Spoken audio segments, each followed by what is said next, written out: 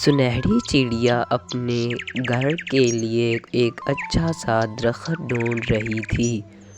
اسے جلدی سے جلدی اپنے گھر کے لیے ایک مضبوط درخت ڈھونڈنا تھا، کیونکہ موسم بہت خراب تھا اور اس کا پچھلا گھر بھی طوفان کی وجہ سے ٹوٹ گیا تھا۔ اسے اب جلد سے جلد ایک مضبوط درخت ڈھونڈنا تھا۔ اب رات ہو گئی تھی، اس لیے وہ ایک درخت کے نیچے سو جاتی ہے اور کہتی ہے کہ باقی کام صبح کو کر لوں گی، اور وہ سو جاتی ہے۔ صبح ہو جاتی ہے اور وہ پھر ایک مضبوط درخت ڈھونڈنے کے لیے نکل پڑتی ہے۔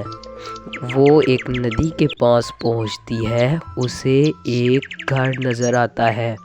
وہ اسے دیکھ کے بہت خوش ہوتی ہے اور اس کے اندر جھانکنے لگتی ہے کہ یہاں کوئی رہتا تو نہیں۔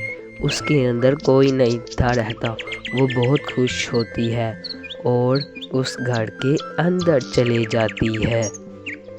اسے وہ گھر اندر سے بھی بہت ہی اچھا لگتا ہے۔ وہ اس گھر کا ایک ایک کمرہ، ایک ایک چیز دیکھتی ہے۔ اسے ہر چیز بہت ہی پسند آتی ہے، اور آتی بھی کیوں نہ، کیونکہ اسے یہ گھر فری میں ہی مل چکا تھا۔ وہ بہت ہی خوش ہو جاتی ہے۔ رات ہو جاتی ہے۔ وہ اب سونے کے لیے اپنے بسترے پر چلی جاتی ہے اور سو جاتی ہے۔ اسے بہت اچھی نیند آتی ہے کیونکہ وہ اپنے گھر میں سوئی تھی۔ اب صبح ہو جاتی ہے۔ وہ اب کھانا پکاتی ہے اور کھانا پکانے کے ساتھ وہ باتیں کرتی ہے کہ اسے کتنا اچھا گھر ملا ہے۔ وہ کھانا پکانے کے بعد اپنے بسترے پہ جانے ہی لگتی ہے کہ وہاں ایک چڑیا آ جاتی ہے۔ سنہری چڑیا اس سے پوچھتی ہے تم کون ہو؟ وہ کہتی ہے میں جامن چڑیا ہوں اور میں یہاں آس پاس کے جنگل میں رہتی ہوں۔ رات ہو جاتی ہے اور وہ چڑیا، سنہری چڑیا جو تھی، وہ سو جاتی ہے، اور تبھی ایک چڑیل اس گھر میں آ جاتی ہے۔ اسے دیکھ کے سنہری چڑیا ڈر جاتی ہے اور کہتی ہے تم کون ہو؟ وہ کہتی ہے میں چڑیل، اور میں تمہیں کہنے آئی ہوں کہ یہ گھر چھوڑ دو، ورنہ میں تمہیں مار ڈالوں گی۔ تمہارے پاس کل کا وقت ہے۔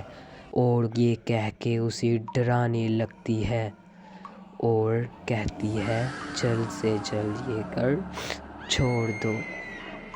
تبھی پیچھے سے جامن چڑیا آ کے اس چڑیل کے کندھے پہ بیٹھ جاتی ہے۔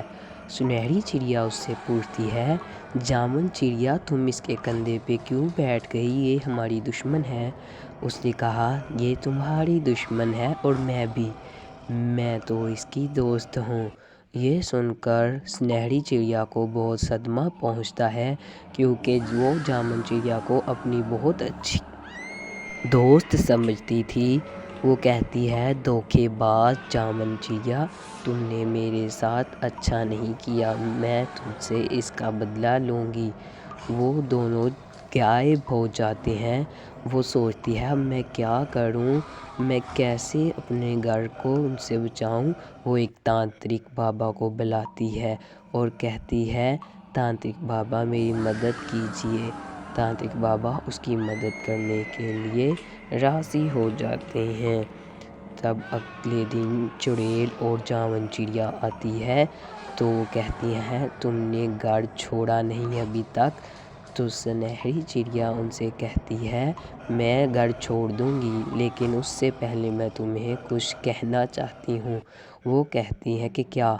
تبھی پیچھے سے تانترک بابا آ جاتے ہیں اور چڑیل کو اپنی تلوار کے ساتھ مارنے لگتے ہیں۔ چڑیل کو وہ مارتے ہیں۔ چڑیل ان کا مقابلہ کرتی ہے لیکن چڑیل مر جاتی ہے، اور تبھی وہ دونوں وہاں سے غائب ہو جاتے ہیں۔ جامن چڑیا ان سے بہت معافی مانگتی ہے، لیکن سنہری چڑیا کہتی ہے میں تمہیں معاف نہیں کروں گی، اور وہ اسے معاف نہیں کرتی۔